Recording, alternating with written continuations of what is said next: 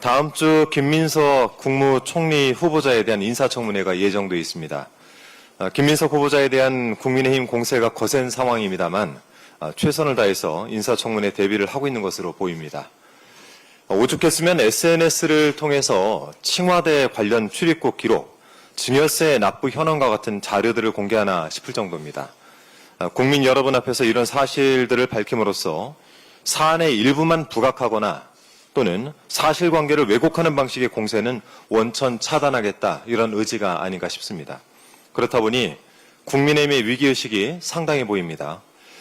겁먹은 개가 더 크게 짖는다라는 말처럼 아니면 말고식으로 온갖 의혹을 요란하게 던지고 있습니다. 그중 가장 요란한 공격수인 주진우 의원이 국민적 질타를 받고 있기도 하죠. 하다하다 국민이 직접 주진우 의원을 검증하겠다라고 나섰는데요. 보울산 남구 달동에 보유한 토지에서 클럽이 운영되고 있었다라는 내용을 비롯해서 상당히 많은 의혹들을 구체적인 근거와 함께 제시를 하고 계십니다. 일각에서는 주진우 의원을 차라리 국무위원으로 추천을 해서 인사청문회를 한번 해보자, 이런 이야기까지 나오지 않겠습니까? 자, 이런 가운데 국민의힘이 부랴부랴 선수 보호에 나선 것 같습니다. 어제 국민의힘 송원석 원내대표가 인사청문회 대책회의 모두 발언에서 이런 식으로 비열하게 메신저로 공격하는 것은 국민적인 신뢰 앞에 전혀 도움이 되지 않는다라고 생각을 한다라고 말했습니다. 국민적 신뢰. 내란을 일으킨 대통령과 이를 옹호한 정당의 원내대표가 할 말은 아닌 것 같습니다. 제가 판단하기에 공격수로서 주진우 의원이 국민의힘에겐 별 도움이 되지 않는 것 같습니다.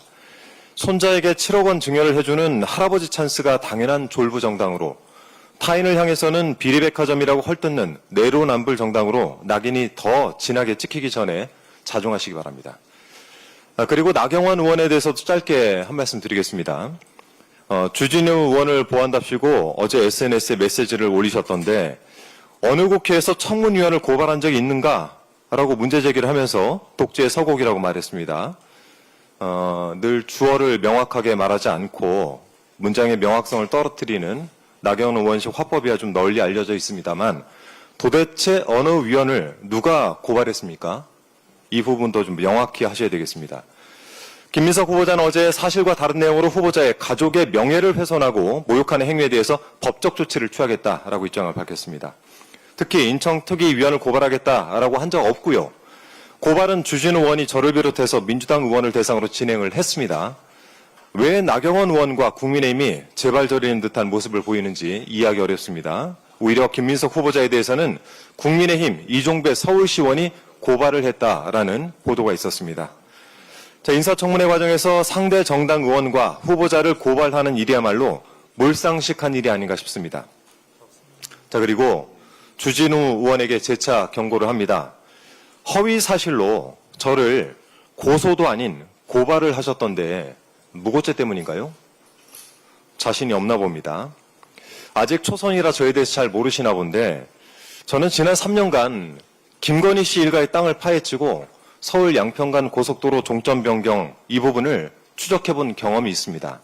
지금 제 방에도 김건희 일가 가계도가 몇 미터 길이로 붙어 있습니다. 주진우 의원 가계도도 꽤 흥미롭던데, 기왕 시작한 거 국민들과 함께 어떻게 하면 공직생활하며 70억이 넘는 재산을 축적하고 어떻게 하면 할아버지로부터 증여를 통해 미성년자가 7억이 넘는 예금을 보유할 수 있는지 한번 파헤쳐 볼까 합니다. 참고로 제가 땅과 부당한 재산 추적에는 좀 일가견이 있습니다. 정적 제거를 위해서 고소고발을 일삼고 표적 수사를 해왔던 유구한 전통은 청산할 대상이란 점 분명히 말씀드리고, 그런 방식으로 입을 틀어막을 수 있는 시대는 이미 지났다라는 말씀드립니다. 더불어민주당은 경제회복, 민생회복과 내란 종식을 통해 진짜 대한민국 구현에 최선을 다하겠습니다. 이상. 그리고 인청특위위원인 주진우 의원에 대해서 특별히 한 말씀 더 드리겠습니다. SNS에 김민석 후보자를 저격하는 메시지를 내면서 이렇게 적었더군요. 국회의원 아빠 없는 사람은 어디 서러워서 살겠나. 땡전 한 푼 없던 사람이 아들 국제고 코넬대 보내는 건 기적 아닌가. 김 후보자의 자녀 관련 사항, 재산 형성 과정에 대해 각종 의혹을 제기한 주진우 의원, 얼마나 청렴결백한지 같이 한번 돌아봅시다. 어제 박선원 의원이 기자회견을 자청해서 주진우 의원의 재산 형성에 대해서 각종 의혹을 제기했는데요. 인사청문회를 떠나 본인 의혹의 심각성이 매우 중대해 보입니다. 박 의원에 따르면 지난해 4월 기준 공직자 재산신고상 주진우 의원과 가족 재산이 총 70여억 원에 달한다고 합니다. 부자시네요. 1999년 제41회 사법고시 합격한 이래 내내 검사 생활을 해왔고 아버지 또한 공안부장까지 역임한 검사 출신이라는데 이런 재산 도대체 어떻게 형성이 된 겁니까? 더욱이 2005년생인 주진우 의원 아들은 7억 원 이상의 예금을 보유하고 있다라고 하는데 주진우 의원의 주장대로라면 국회의원 아빠 없는 사람 어디 서로 살겠습니까? 동갑인 것으로 알려진 김민석 후보자 아들의 예금 보유액 200만 원에 370배에 달하는 수준입니다. 이제 갓 20살 넘은 청년이 무슨 수로 억소리 나는 현금을 저축한 것인지 밝혀야 되겠습니다. 주진우 의원은 김민석 후보자 재산이 5년간 8억이 늘었다라면서 그 경위를 해명해야 한다라고 주장하던데 박선원 의원이 확인한 바에 따르면 주진우 의원 가족 재산은 7개월간 약 2억 4천만 원 정도 늘었습니다. 증가세를 따지면 어느 쪽이 더 빠르게 재산을 축적하는 것일까요? 남 헐뜯는 것만 잘하는 줄 알았더니 돈 모으는 재주도 있으십니다. 주진우 의원 본인 상황에는 두 눈 질끈 감고 남의 흠결만 들춰내고 있으니까 이런 상황을 두고 머무든 개가 겨무든 게 나무란다 이런 말이 나오는 것 아니겠습니까? 새롭게 출범한 국민주권정부가 국민의 뜻을 받들어 일하려면 무엇보다 국무총리를 비롯한 각종 인선을 원활하게 이루어져야 할 것입니다. 이 납득하기 어려운 사유를 들어서 인사청문회를 지연시키거나 직무수행과는 상관없는 일들을 들춰내서 후보자와 그 가족에게 깊은 상처를 입히거나 말도 안 되는 의혹들을 거론하면서 국정을 발목 잡는 일은 없길 바랍니다. 부디 이성들을 되찾길 바랍니다. 주진우 의원의 공직자 재산 신고 그 공개 내역 보니까 신고 액수가 70억 원인데 20년 동안 검사하시던 분이 이 돈 어떻게 모았어요? 라고 일단 물었고요. 그리고 70억이나 보유하고 있음에도 불구하고 주 의원 본인이랑 배우자가 4인간 채무가 합쳐서 한 2억 8천 정도 있더라.